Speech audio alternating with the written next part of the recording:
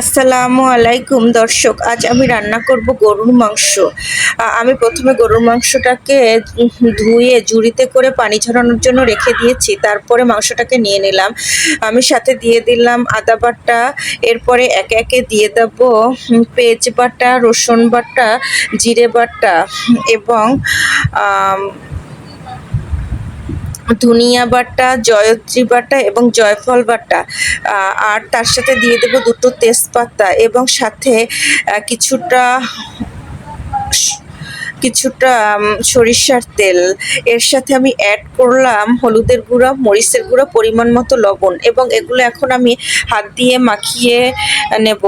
এভাবে মাখিয়ে মাখিয়ে আমি ম্যারিনেট করে 1 ঘন্টার জন্য রেস্টে রেখে দেব। ঠিক 1 ঘন্টা পরে আমি মাংসটা রান্না করব।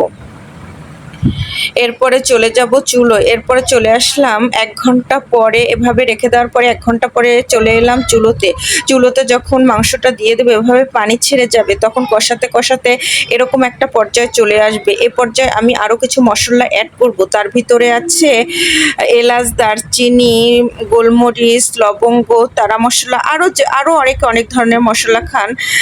বড় এলাচ যে যার মতো করে অ্যাড করবেন। ঠিক এ পর্যায়ে যখন কষানো হয়ে যাবে, দর্শক একটা কথা আমার বলা হয়নি, আমি কিন্তু চুলোয় গরুর মাংসটা দেওয়ার আগে কিছুটা রান্নার তেল দিয়ে দিয়েছিলাম, এটা কিন্তু আপনাদেরকে বলা হয়নি। এরপরে আমি অ্যাড করলাম আলুটা আপনার ইচ্ছে মতো, পছন্দ মতো। আমার বাসায় আলু সবাই পছন্দ করে, এজন্য আমি আলু দিয়ে দিলাম। এটা আপনি না চাইলে নাও দিতে পারেন, এটা আপনার ইচ্ছা।